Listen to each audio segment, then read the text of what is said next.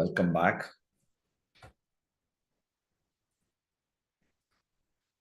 Om Sahana Vavatu Sahanau Bhunaktu Saha Viryam Karavavahai Tejasvi Navadhitamastu Ma Vidvishavahai. Om Shanti Shanti Shanti.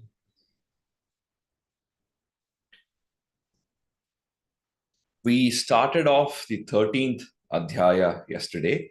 We are in the middle of it, and we'll see how much of it we can cover today. So who's going to be repeating today? Hamsa? Okay. Hamsa is, you can make her the co-host, right? Let me share. Thanks, Shilpa. Let me share my screen. Okay, you can see my screen now? Yeah. So we saw this verse yesterday. Let's go to the next one. So after explaining all about the kshetra, Krishna says, Iti kshetram tatha jnanam nyeyam choktam samasataha mad bhakta etad vijnaya mad bhavayopapadyate. So having summarily told you in, like in a nutshell, he's not given too much of details. In a nutshell, I've told you in summary about the kshetra and also about knowledge and the purpose of knowledge. Now, having learned this, my devotee is united with me. Having learned this, having realized this as a value, my devotee is united with me, or the devotee is united with the Supreme Being. So, iti kshetram, this is the kshetram. Tatha jnanam nyeyam, as well as jnanam and nyeyam, knowledge and the object of knowledge, or that which is to be known. So knowledge is one thing. Nyayam is the purpose of our knowledge. What we are trying to find out. What is the objective of our learning? What do we hope to accomplish at the end of learning that? So jnanam nyayam cha samasataha uktam. I have told you in summary, in a concise form.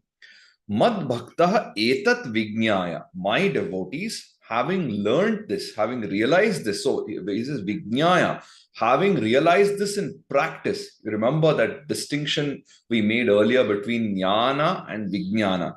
Jnana is knowledge, and vijnana is the experiential wisdom which comes out of applying that knowledge. So etat vijnaya, having realized this in practice, mad bhavaya upapadyate. Person, my devotee, is united with me. He reaches my state of existence. Right? So, iti kshetram tatha jnanam. Iti kshetram tatha jnanam. Nyeyam choktam samasataha. Nyeyam choktam samasataha. Bhakta etad vijnaya. Madbhakta etad vijnaya. Madbhavayopapadyate. Madbhavayopapadyate. Thank you. He says, Prakritim purusham chaiva vidhyanadi ubhavapi vikaramscha gunamschaiva vidhi prakriti sambhavan. So, Prakriti and Purusha are both without beginning. Change arises from Prakriti, and so do the gunas. It says Prakritim Purusham cha eva ubhau. Both Purusha and Prakriti anadi iti vidhi. So know that both Purusha and Prakriti are without beginning. They have no beginning, they have no end, they are always there. Vikaran gunan.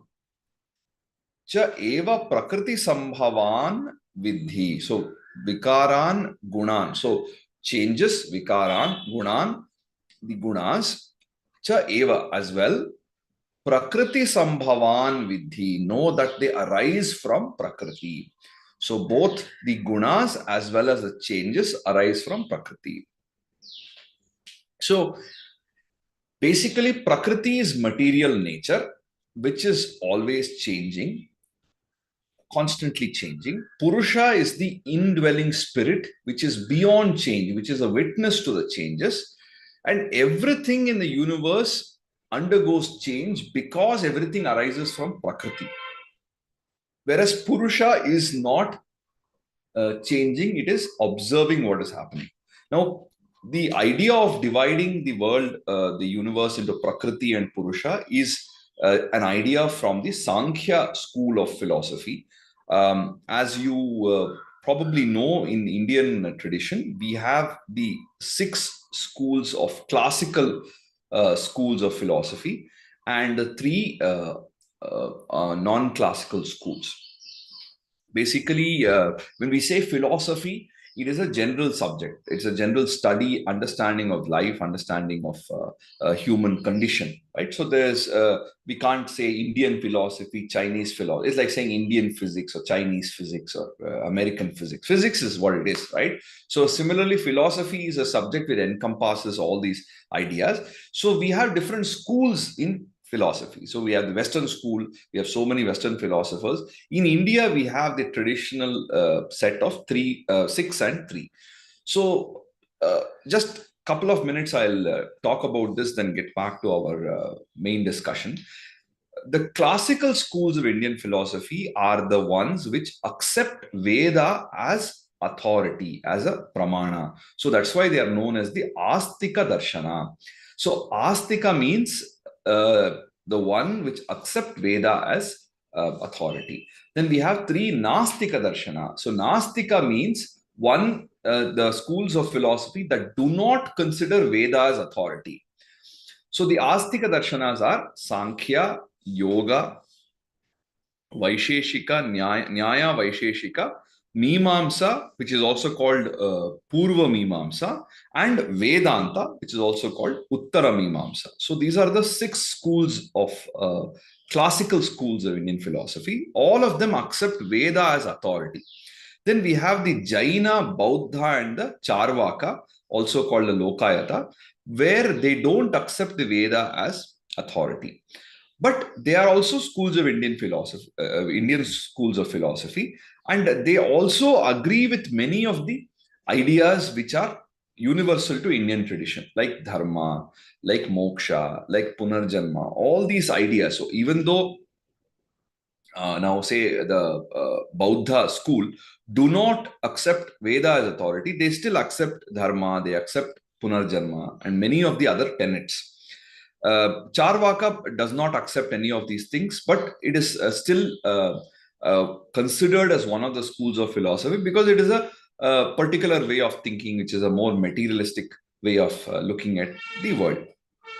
So, in this 6 schools of philosophy and the 3 schools of non-classical schools, the culmination of all these different ideas over a period of time was in Vedanta. So Vedanta school is considered to be a culmination of the various schools. So these are all like different stages of development that finally reaches its pinnacle in Vedanta. Just like how different, in physics, you have so many great inventions, discoveries over a period of time. In some sense, these things reach the sort of culmination with Einstein's theory of relativity. Similarly, we can say, that Vedanta is a kind of culmination. Now, there is no connection between Vedanta and Einstein's theory of relativity. A lot of people confuse the two things. In physics, we are trying to understand the nature of the material world. Vedanta is trying to move away from the material world. So anybody tries to mix up physics and Vedanta, it's always better to be warned and to keep a safe distance from it, because physics and any science is to do with the material world. Vedanta has to do with the inner world. Okay, so Prakriti and Purusha are without beginning. Changes as well as the gunas arise from Prakriti. Okay. Prakritim Purusham Chaiva. Prakritim Purusham Chaiva. Vidhyanadi Ubhavapi. Vidhyanadi Ubhavapi. Vikaramscha Gunamschaiva. Vikaramscha Gunamschaiva. Vidhi Prakriti Sambhavan. Vidhi Prakriti Sambhavan. कार्य कारण कर्तृत्वे हेतु प्रकृति उच्यते पुरुषः सुख दुःखानां भोक्तृत्वे हेतु उच्यते. What is the difference between Purusha and Prakriti? Prakriti is the material basis of the body and the associated activities, whereas Purusha is the cause of the experiences of pleasure and pain. Here to focus a little bit on what he's saying here, karya karana kartritve. So karya and karana. Karya is action, karana is cause. So effect and cause. Karya karana kartritve. So prakriti is the material basis of the cause and effect of the body and the associated activities. So karya karana kartritve prakriti hetu. Hetu is the cause, is the reason. Uchyate. So prakriti is known as that which creates the cause and effect, that is the material basis of the body and the associated activities of the body. Whereas Purushaha sukha dukkhanam bhoktritve hetu uchyate. It is the cause of the experiences of sukha and dukkha, of pleasure and pain. Prakriti is the source of the panchabhutas, the body, the panchendriya, the manas, the ahankara, the buddhi, all these things, the various facets of the human existence, both material and mental, are coming from Prakriti. Whereas Purusha is the cause of one's feeling of being alive, the experiences of pleasure and pain, the power to experience this, that witness, the unchanging witness that experiences this, is defined as Purusha. Now, in the Sankhya school, Purusha is defined in a certain way. When we go to Purusha Sukta, it is defined in a certain way. In other places of the Veda, Purusha is used interchangeably with Brahman. So, therefore, it is important to recognize this in that particular context. Now, Purusha in Sanskrit means the indwelling spirit. Purishete iti Purushaha, the being that inhabits the body. The body is considered as a city. The inhabitant of this city is Purusha. It has nothing to do with male or female. Whereas in the Indian languages, Purush, Stri, it becomes male, specifically male. But in Sanskrit, in the older tradition, it is basically referring to the indwelling spirit or the individual. So he distinguishes now between Purusha and Prakriti. So Karya Karana Kartritve कार्यकारणकर्तृत्वे हेतुः प्रकृतिरुच्यते हेतुः प्रकृतिरुच्यते पुरुषः सुखदुःखानां पुरुषः सुखदुःखानां भोक्तृत्वे हेतुरुच्यते. भोक्तृत्वे हेतुरुच्यते. Then he says, Purushaha prakritisto hi bhunkte prakritijan gunan karanam guna sangosya sadasadyoni janmasu. So when associated with Prakriti, Purusha experiences the gunas that arise out of Prakriti. And attachment to these gunas is the cause for one's rebirth, whether for better or for worse. So Purushaha hi Prakritisthaha. So the Purusha, when it is established, associated with Prakriti, Prakriti Jan Gunan Bhunkte, it experiences, it consumes, it Bhunkte is basically it consumes or experiences Prakriti Jan Gunan, the gunas that arise from Prakriti, the gunas that are born from material nature. Asya Sad Asat, Sadasad Yoni Janmasu. Sat and Asat, so the good and bad, Yoni Janmasu. So whether you are born in a good womb in the next birth or in a bad womb in the next birth, whether you are born in better conditions or worse conditions in the next birth, the decision is based on Karanam Guna Sangaha, attachment to the gunas. This is the cause for your birth in your next birth, whether it's a better quality or a lower quality.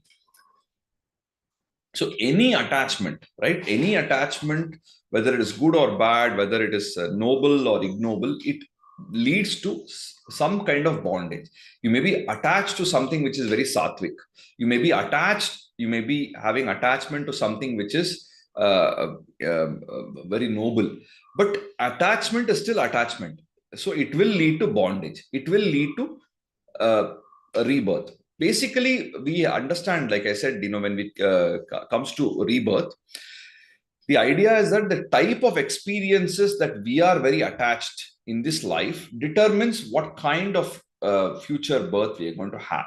So, my co-author, Dr. Sri Krishna, always uses this example of eating in a buffet. Let's say you're going to a beautiful wedding reception and there's a fantastic spread. You start eating your dinner. You go back to that place where they're serving food only if you're hungry. So every time you feel hungry, you finished your plate, you go back there to get refilled. So similarly, in our life, when we have cravings, we have something not fulfilled, we then go back again to, so there's another birth. Whereas when you have finished your meal and you have completed everything, you can't eat anything more, you're completely satisfied, you're fulfilled, you keep the plate away and you go. So moksha is like that. You just leave it and you are gone. But for that, there are these intermittent stages where you are still, something is missing. Now, when we look at it from the belief point of view, that gives a lot of solace for us that, oh, everything we have to complete in this life, that kind of notion in the Western notion of birth and death, only one birth, only one death, and then there is eternal damnation or eternal salvation. This is the Semitic idea. But in our tradition, we have this thing of cyclical view of time. So we try to accomplish whatever we can. If we still have some cravings, oh, I wanted to become a dancer, I wanted to become a painter, I wanted to become, the prime minister of a country, I wanted to do that and this, and so many ideas, so many dreams we may have. All these dreams may not be possible to be fulfilled in one life. So you do whatever is feasible for you in this life, and you say, okay, hey, I couldn't do this now. Next birth, I will do whatever else that is pending. So this feeling, even whether it is a belief or whether there is really rebirth, we'll keep that aside for now. Just the notion that you say, I'll do whatever possible in this birth, I will do the other things later. That itself gives you solace. Similarly, when we have the idea of the previous birth, sometime when things don't work your way, or there are some people who are, whatever disadvantaged in whatever way, they take solace by believing the idea that maybe in the previous birth I did something wrong, so maybe that's why this is in this condition. Now, whatever condition I am in, let me try to improve myself so that next time I am in a better state, or maybe I'll try to break free from all the fetters. So, in any case, I think it is useful to have a belief in, this idea of rebirth, unless you are really a person who is not affected by the changes around you. If you are, equanimous in pleasure and pain, you really don't have any such attachments, you are free from all these things, then doesn't matter to you whether you have this belief or that belief. But until you reach that stage, it's a very useful thing to have. Faith is like this kind of, when you're learning to drive a cycle, you have the two wheels attached to that. So until you learn to drive the cycle, those are really helpful, that help you from falling down. Once you learn how to drive the cycle, then these wheels can in fact be a hindrance. It's better to get rid of them. So when you are comfortable in your situation, when you are not affected by pleasure and pain, by your surroundings, you are able to follow all the 12th chapter, verse number 13 to 20 in your daily life, then you don't need all these beliefs. But until you reach that stage, these can be really helpful. So whether one believes it or not, it is valuable for people. Therefore, we can consider it to be useful and true to that extent. Whereas there is a great attempt for people to try and prove it or disprove it at a material level. I think all these attempts are futile, because it is talking about a totally different kind of reality, different. It operates in the level of Adhidaiva. So trying to use a tool from Adibhuta to understand Adhidaiva is not going to work. It's like trying to apply rules of Sanskrit grammar while learning Russian. It will be of not much use. So we should know what is the realm of the operation of these ideas, and within that you should understand. It is that way it will be useful for everybody. Purushah prakristho hi पुरुषः प्रकृतिस्थो हि bhunkte prakritijan gunan भुङ्क्ते प्रकृतिजान् गुणान् karanam gunasangosya कारणं गुणसङ्गोऽस्य sadasadyoni janmasu. सदसद्योनिजन्मसु उपद्रष्टानुमन्ता च भर्ता भोक्ता महेश्वरः परमात्मेति चाप्युक्तो देहेऽस्मिन् पुरुषः परः. So the indwelling Purusha is said to be the witness, the approver, the supporter, the enjoyer, the supreme Lord and the supreme self. So Asmin Dehe, in this body, Paraha Purusha, the supreme Purusha, Upadrashta, one who is just witnessing, who is just there, silent witness. Anumanta, he is the one who is giving Anumati, he is giving approval, he is the approver. Bharta, he is a supporter. Bhokta, he is an enjoyer. Maheshwaraha, Mahaishwaraha, the great supreme Lord. Cha Paramatma, the supreme self. Cha Api iti uktaha, this is how it is to be known. So here again, the inner indwelling Purusha is both Paramatma, the supreme self, and Maheshwara, the supreme Lord. So therefore, when Krishna says, when he says Mad Bhakta, he says when he refers to himself, basically is referring to the Brahman. We can take it as Brahman, we can take it as so Bhagavan Sri Krishna, we can take it as the Param Atma, the supreme self, the supreme being that indwelling in all of us. So our whole idea is that all of us are imbued with that ultimate essence. Only thing is, because of over time, because of various circumstances, that purity is covered like how a mirror is covered by dust. It is, our heart is covered by all these other pettiness. It is when we are able to let go of all the things which are external, then we find that supreme bliss resides within us. We don't have to go looking elsewhere for it. So this is a witness. It's looking at everything what is happening without getting affected. Right? Witness is not getting, and approver. It is approving our choices, approving what we are doing. It is supporting. It is enjoying. But yet it is detached from the world. So supreme Lord, supreme self. Upadrashtanumanta cha उपद्रष्टानुमन्ता च bharta bhokta maheshwaraha भर्ता भोक्ता महेश्वरः paramatmeti chapyukto परमात्मेति चाप्युक्तो dehesmin purushaha paraha. देहेऽस्मिन् पुरुषः परः. And he says, ya evam vetti purusham prakritim cha gunais saha sarvatha vartamanopi nasa bhuyobhijayate. So one who understands Prakriti, Purusha, and the Gunas in this manner, although engaged in worldly activities, will not be born again. Yaha, person who evam, in this manner, Gunaihi saha Purusham Prakritim cha vetti. So, who understands the Gunas, the Purusha, and Prakriti, vetti, one who understands, one who realizes, one who knows. It's not just theoretical knowledge, but one who realizes and knows. Saha, such a person, he, sarvatha vartamanaha api bhuyaha na abhijayate. So sarvatha vartamanaha api, even though he is completely engaged in today, he's engaged in current affairs, engaged in worldly activities, even then, api bhuyaha na abhijayate. So vartamana api bhuyaha, one who is engaged in these activities, na abhijayate. He is not born again. He is not going to have a rebirth. One who realizes this truth in practice will be able to attain the highest. So here, evam vetti purusham.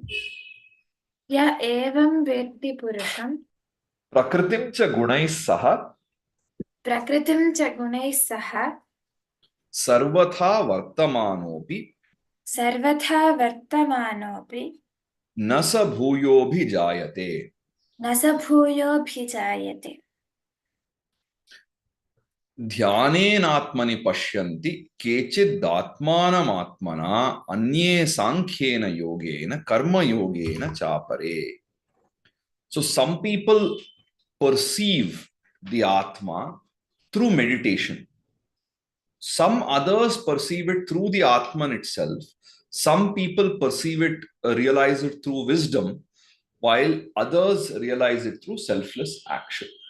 So this clearly tells you that the paths to reach the self are many. So whether one engages in karma yoga, in bhakti yoga, in dhyana yoga, all these different paths are ultimately reaching the same goal. So it is just a choice which is convenient for us, which is aligned to our nature, we take it. So like I told you earlier also, a lot of the times people think that there is bhakti and jnana, this is like a hierarchy. In this case, it is not a hierarchy, it is simply a different route that you take to reach a destination. So there may be one route which is, little longer, but which is less traffic. There are another route which has got more traffic but shorter. So like this, based on whatever considerations, you take a choice that is aligned to you. So similarly here he said, Kechid, few people, dhyanena atmani pashyanti. Some people see the Atma, realize the perceive the Atma to dhyana. Then Atmana Atmanam Pashyati. So some people realize it through the Atman, through the self, through the higher self. Anye Sankhyena Yogena. So other people through Sankhya. Here Sankhya should be taken as wisdom or knowledge, the path of knowledge. Sankhyena Yogena, the path of knowledge. Apare Karma Yogena. Whereas other people through the path of karma, which is selfless action, working without craving for rewards. So there are different paths. All these paths lead to self-realization. And once you have attained the self-realization, it doesn't matter which path you came. Once you reach the destination, you are more interested in what are the activities you can do there, right? So we are not worried about the path you took. So dhyanenatmani pashyanti. ध्यानेनात्मनि पश्यन्ति केचिदात्मानमात्मना केचिदात्मानमात्मना अन्ये सांख्येन योगेन अन्ये साङ्ख्येन योगेन कर्मयोगेन चापरे. कर्मयोगेन चापरे. अन्येत्वेवम् अजानन्तः श्रुत्वान्येभ्य उपासते तेपि चातितरन्त्येव मृत्युं श्रुतिपरायणाः. So those who don't know these paths pursue the Atman by hearing it from others. They too transcend death by faithfully following what they have learned from others.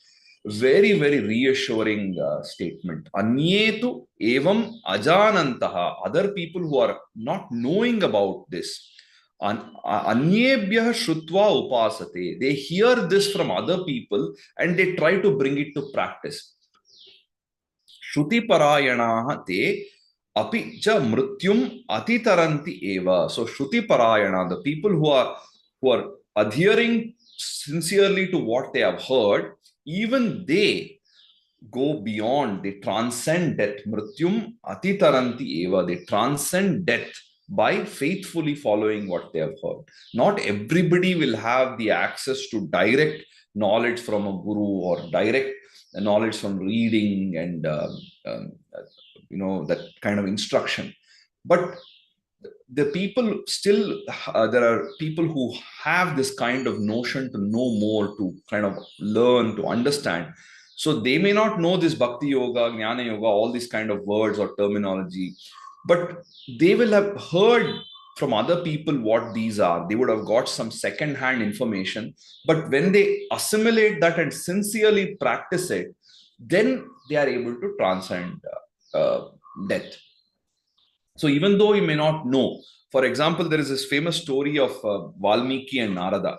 It doesn't come in the Ramayana or anywhere, and it's probably a later story, but it's still a very nice story of Valmiki originally being a dacoit by name Ratnakara, and he will be stealing from people, and Narada or somebody comes and says, will your family partake of all the evil activities? And they all refuse to do that. Then he gets rejected, and he says, okay, don't worry, just meditate on this tree. And then he meditates on that, and finally becomes a Rama Bhakta. And there's some story like this. Now, it doesn't matter whether it's in the Ramayana or not, but it's a nice story which talks about how somebody who's like a hunter or who's a thief or a dacoit has no idea about all these things. But somebody, a good, noble person, instructs them, hey, what you're doing is wrong. Why are you doing this? Change your lifestyle and just do this simple thing, do this upasana, do this meditation, or do this particular practice. And they start doing that, and they also reach the highest level. So everybody has a potential at any point of time, whatever maybe your past. The moment you realize that, hey, I have not been doing the right thing, I have been doing something which is incorrect. It could be something which is criminal or sinful, or it could just be some bad habit, right? You're realizing that you have got a bad habit, you're doing something incorrectly.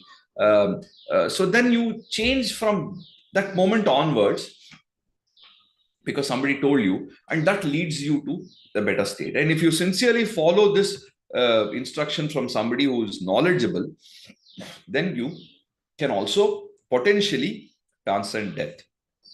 Very, very reassuring idea, which we find again in the Gita.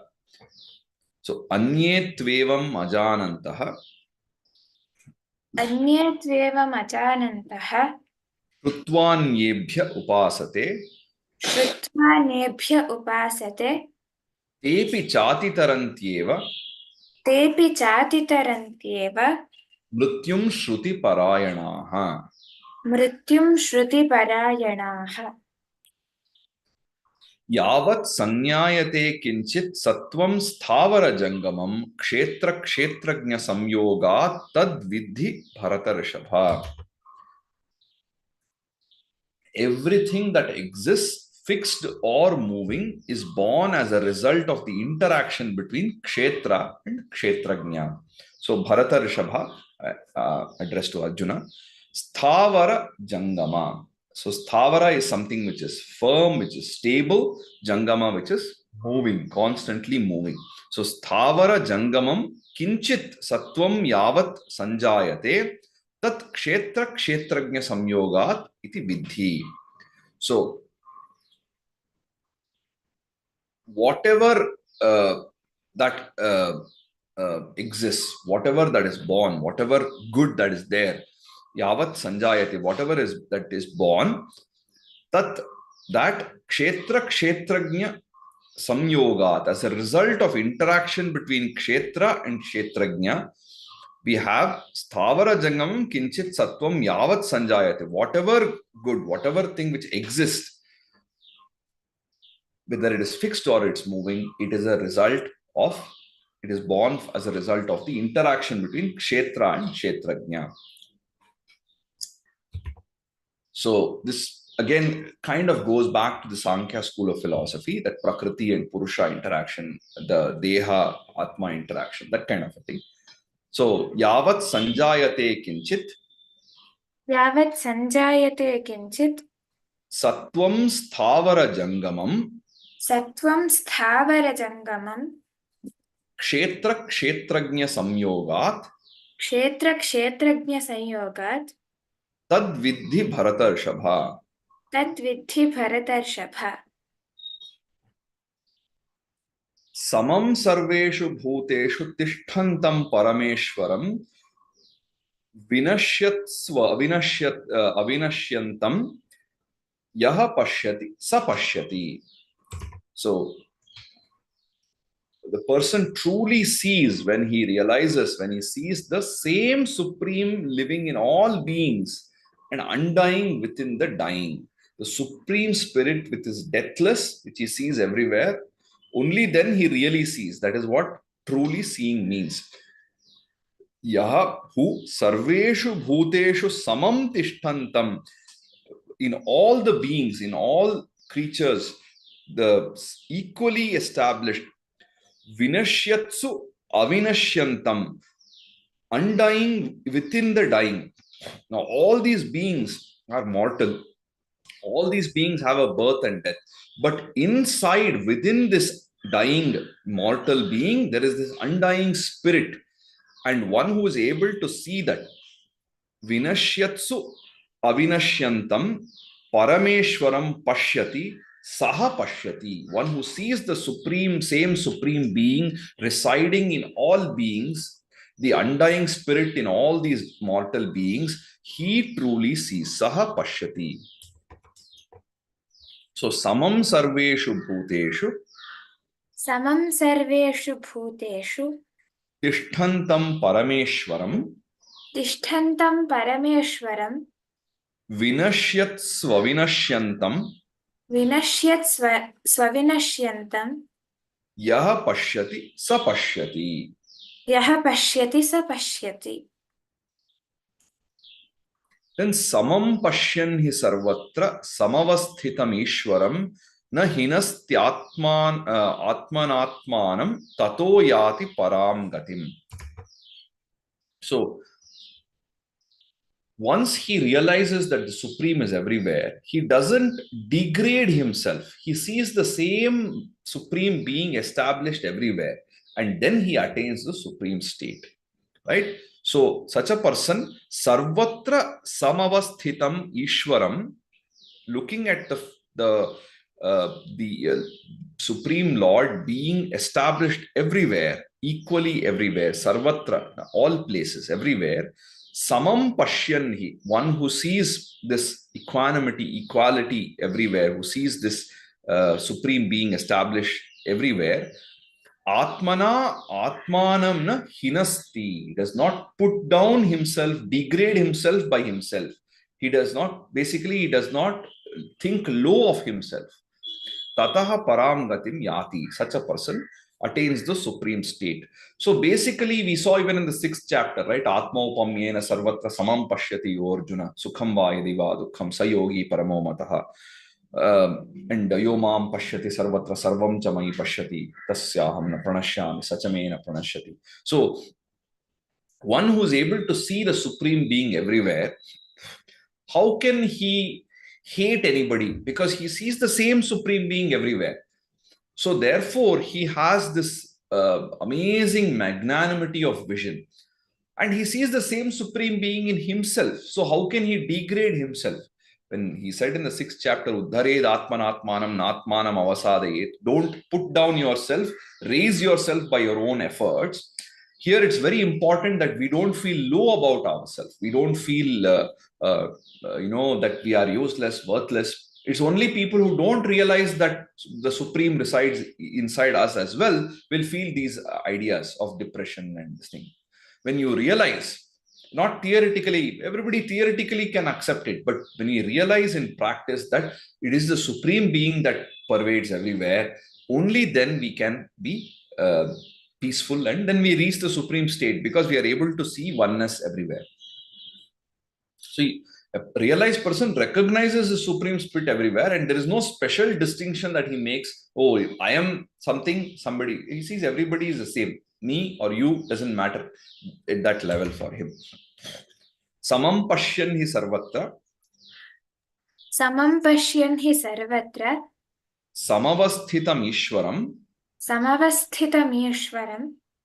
Na hinastyatmanatmanam. Nahinastyatmanatmanam. Tato yati param gatim. Tato yati param gatim. Then prakrityaiva cha karmani kriyamanani sarvashah yaha pashyati tathatmanam akartaram sa pashyati. So he truly sees, who sees that all actions are performed by Prakriti alone and Purusha is a mere witness. So what is the real meaning of seeing? A person is said to be able to see, or person is said to have vision when he sees the same Supreme Being everywhere. He sees that he is also like everybody else. The supreme being exists in him, and therefore he does not degrade himself. And he sees that all actions are being performed by Prakriti alone, and Purusha is just a witness. Such a person also truly sees. Yaha sarvashah karmani prakritya eva cha kriyamanani iti pashyati tatha atmanam akartaram pashyati saha pashyati. So yaha, the one, sarvashah karmani, all actions, prakritya eva cha kriyamanani, it is all undertaken by Prakriti. One who sees this pashyati, one who sees this, and tatha as well, atmanam akartaram. So the self or the purusha, the inner self is a non-doer, akartaram. It is a non-doer, it is just a witness. Prakriti is the one which is having kriya shakti. The atma is just observing, is a witness. It is not doing anything. Saha pashyati. Such a person truly sees. Prakrityaiva cha karmani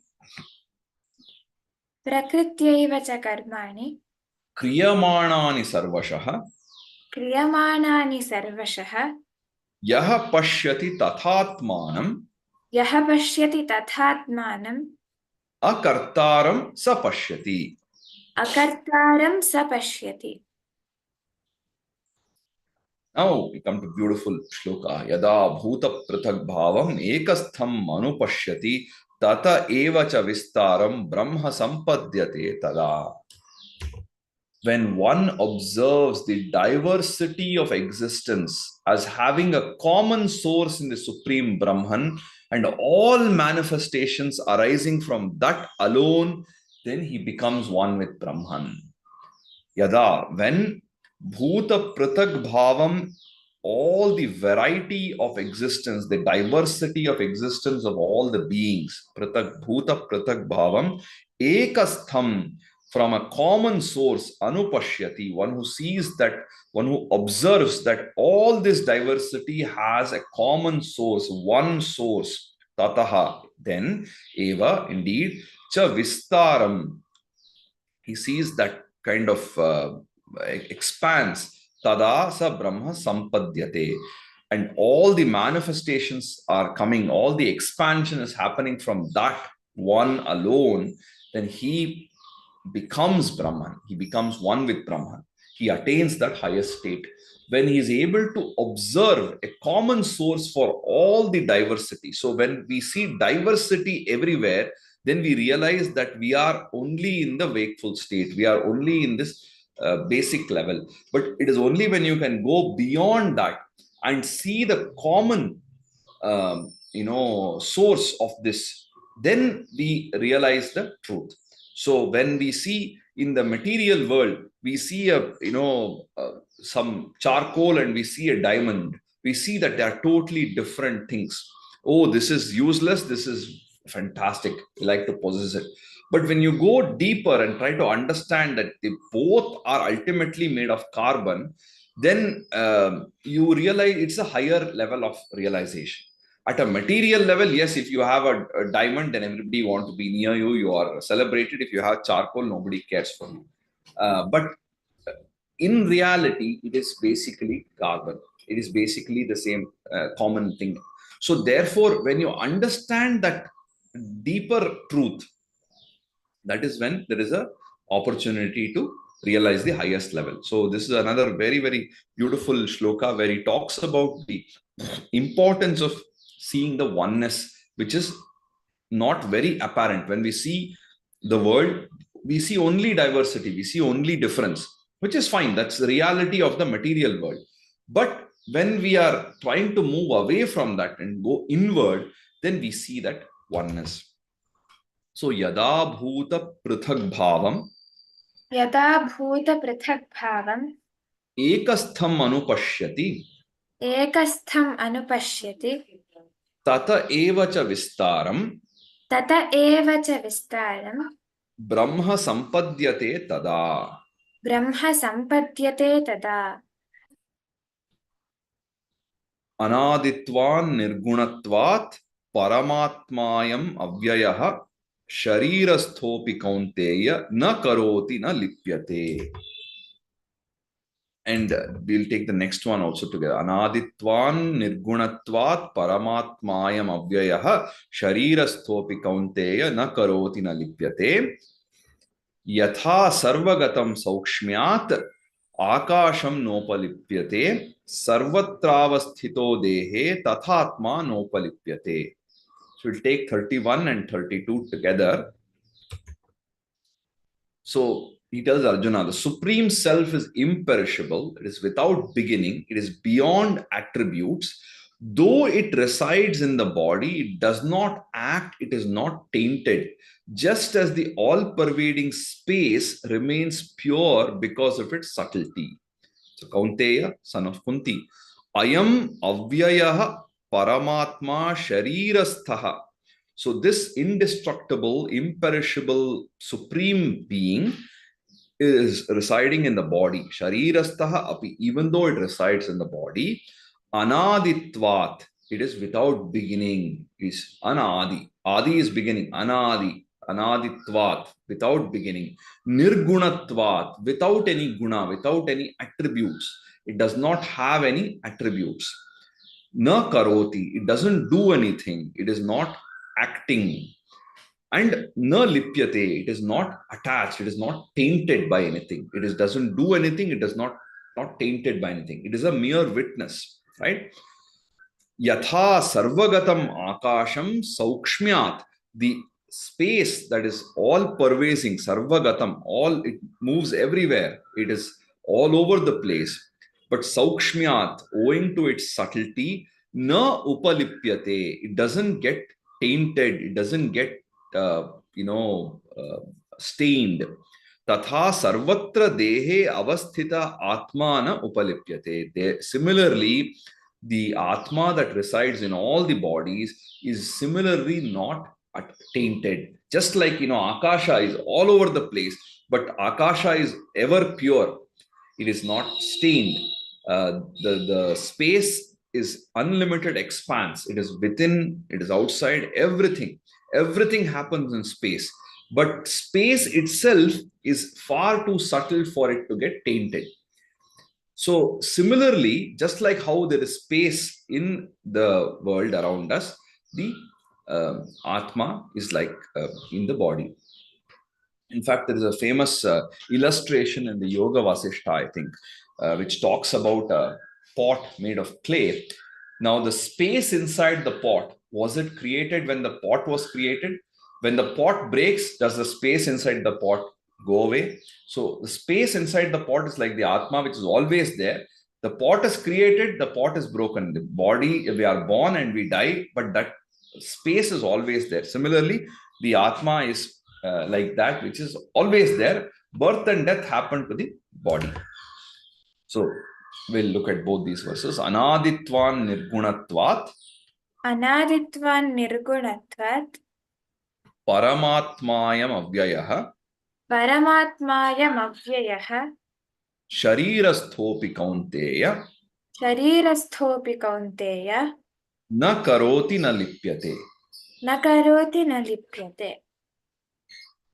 Yatha sarvagatam saukshmyat. Yatha sarvagatam saukshmyat. Akasham nopalipyate. Akasham nopalipyate. Sarvatravasthito dehe. Sarvatravasthito dehe. Tathatmana nopalipyate. Tathatma nopalipyate. Tathatma nopalipyate. Sorry. Tathatma nopalipyate. Tathatma nopalipyate. Yes. Then this is yatha prakashyatyeekah kritsnam lokamimam ravihi kshetram kshetri tatha kritsnam prakashayati bharata. So just as a single sun illuminates the whole world, so also the kshetrajna illuminates every kshetra. Bharata, so a descendant of Bharata, addressed to Arjuna. Yatha, just as Ekaha Ravihi, one sun, Ekaha Ravihi, Kritsnam imam lokam prakashayati. This entire world, Kritsnam, complete whole world, prakashayati, illuminates this entire world. Just one sun is enough to illuminate the whole world. Tatha, similarly, in that manner, kshetri. Kshetri is basically a word which is used as kshetrin is the owner of the field or the supreme. It is just a synonym for kshetrajna. So kshetri, kritsnam kshetram prakashayati. The kshetri or the kshetrajna illuminates every kshetra. Just like the sun, there's only one sun, but it's enough to light up the whole world. Similarly, the one kshetrajna is enough to light up every kshetra. So, yatha prakashayatyekah यथा प्रकाशयत्येकः kritsnam lokamimam ravihi कृत्स्नं लोकमिमं रविः kshetram kshetri tatha kritsnam क्षेत्रं क्षेत्री तथा कृत्स्नं prakashayati bharata. प्रकाशयति Bharat. And finally, he says, kshetra kshetragnayorevam. Sorry, we have to explain. Sorry. Yatha prakashayatyeka kritsnam lokam imam ravihi. This we saw this, right? The last one. Kshetra kshetragnayorevam antaram jnana chakshusha bhuta prakriti moksham cha ye vidur yanti te param. So, final in the shloka in this chapter. Those with spiritual insight recognize the difference between kshetra and kshetrajna. They know also how all the beings are liberated from the bondages of Prakriti, and they are the ones who reach the Supreme Being. So, ye evam jnana chakshusha kshetra kshetrajnayoho antaram bhuta prakriti moksham cha viduhu te param yanti. So, ye evam, those indeed jnana chakshusha, through the eye of wisdom, through the spiritual insight, jnana chakshu. So normal chakshu is your normal eyes. Jnana chakshu is the eye of wisdom. Those who are able to see through the eye of wisdom, kshetra kshetrajnayoho antaram, the difference between kshetra and kshetrajna.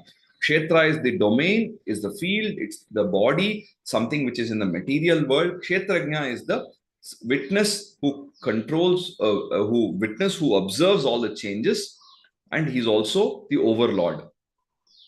Then bhuta prakriti moksham, how to be liberated, how the beings are liberated from the bondages of prakriti. One who knows this, viduhu, those who realize this, when they know this in practice, they paramyanti, they attain the highest stage. The way we have to understand, or the way we may look at this shloka, is that people who have got this eye of wisdom, people who have got spiritual insight, they make a distinction between kshetra or prakriti and kshetrajna or purusha. So kshetra is operating in the material world. It has its limitation. Kshetrajna or purusha is a higher state, which is the observing the changes while remaining unchanged. So we can look at kshetra as a lower level of reality, kshetrajna as a higher level of reality. Even if you look at this in a practical sense, a person who has got expertise in a particular subject, so kshetra is domain and kshetrajna is domain expert. Now there are some fields owing to technology or other changes, they may become obsolete. But a person who is an expert in something will be able to adapt to something else, will be able to use the basic knowledge of one field and adapt and learn and do other things. So just because of a kshetra gets obsolete, that doesn't mean the domain expert is, if he's really good, he or she is not going to be just sitting and crying about the fact that the domain is gone. They will upgrade themselves, they will change their approach, they will do something else. Once they have attained a very high level in one subject, they'll be able to apply those principles to another subject. So the domain is a lower level of reality, the domain expert is a higher level of reality. So this distinction is very clear. Right in the beginning, what does Krishna say? He says, True knowledge is a knowledge of Kshetra and Kshetrajna. Then he talks about, over the course of the 13th chapter, the distinction between the two. So we must be able to understand life as a whole, and then we must have the ability to discriminate between what is trivial and what is substantial. When we know what is trivial and what is substantial, then we will be able to take better decisions, because there is no shortcut to knowledge, there's no shortcut to wisdom. You can have a shortcut key to do some activity on your keyboard, but there is no shortcut to realization. We have to work hard, we have to put efforts to separate the wheat from the chaff always, right? So when over the course of time we realize what is trivial, what is consequential, what is substantial. And as when we are young, for example, maybe that some third grade final exam is the most important thing in the world. But then after you come to fourth standard or fifth standard, you say, oh, that's no big deal. That's a trivial detail. So as you move forward in your journey, what was very important for you, you realize, oh, this is not really important. When you are young, maybe 10 years old, your mom might have told you you should be kind to other people. Now that is not going to change 20 years later. It still holds good. That's still important. So then, even though you may have learned something when you're young, there are possibility that it's a substantial thing. Then your mom might have told you, oh, your exam is there tomorrow, you better study. That exam may be a trivial thing. So like this, as we grow older, we realize there are certain things which are trivial, certain things which are consequential, and we have to put efforts to constantly look at what is really important, what is the core of the issue. So that's the attempt also by a seeker, a jignasu, has to keep contemplating upon what is really important. Is it some name and fame? Is it some acquiring wealth, acquiring some material thing? Or is it something different? So what is more important for me? Is my peace of mind more important, or this whatever $1 million job? Now, sometimes this $1 million job may be inevitable because I have to take care of my family. In that case, how do I do this? So over a period of time, constant contemplation is required. We cannot have one formula and say, okay, I've put this formula, it will just do the work for me. There's no such, there is no easy way out. You can't outsource. If you have a lot of money, you can say give it to some investment banker who will take care of some high net worth individuals. He will invest it for you. You can outsource your money, you can outsource your work, but you cannot outsource your thinking. You cannot outsource your contemplation. I can't say, okay, I'll identify one guy, I'll pay him so much of rupees or rubles or whatever per month. You do meditation for me from morning to evening. You do meditation for me. I am very busy, I don't have time to meditate. You just do meditation for me. Is it possible? No. We can hire somebody, say, you do the typing for me, or you do the cleaning for me, you do cooking. All those things can be outsourced. But our own thinking, our own contemplation, we cannot outsource it. We have to work hard and get it by realization. Okay. So kshetra kshetragnayorevam क्षेत्रक्षेत्रज्ञयोरेवम् antaram jnana chakshusha अन्तरं ज्ञानचक्षुषा bhuta prakriti mokshancha भूतप्रकृतिमोक्षं च ye vidur yanti te param. ये विदुर्यान्ति ते परम्. So with this, we come to the end of the 13th Adhyaya. Thank you, Hamsa. We will quickly have a run through of the 13th, summary of the 13th chapter tomorrow. And we'll begin with the 14th chapter, which introduces the idea of the three gunas. You know that there are three gunas. We saw it earlier: Sattva, Rajas, and Tamas. So Sattva is a benign goodness with vigorous energy and goodness. Rajas is relentless activity, always working. Tamas is a deluded lethargy and laziness and sloth. So these are the three gunas which have been identified by our tradition, and what constitute these gunas and how we can understand these gunas in practice. This is in the 14th chapter. We'll see this in great detail also in the 17th chapter and part of the 18th chapter. So this is one of the valuable sections, concepts in the Gita, which recurs multiple places. So we'll see that tomorrow. So have a nice day. Have a nice evening wherever you are. Namaste. Om Tat Sat. Om Tat Sat. Thank you, Hariji.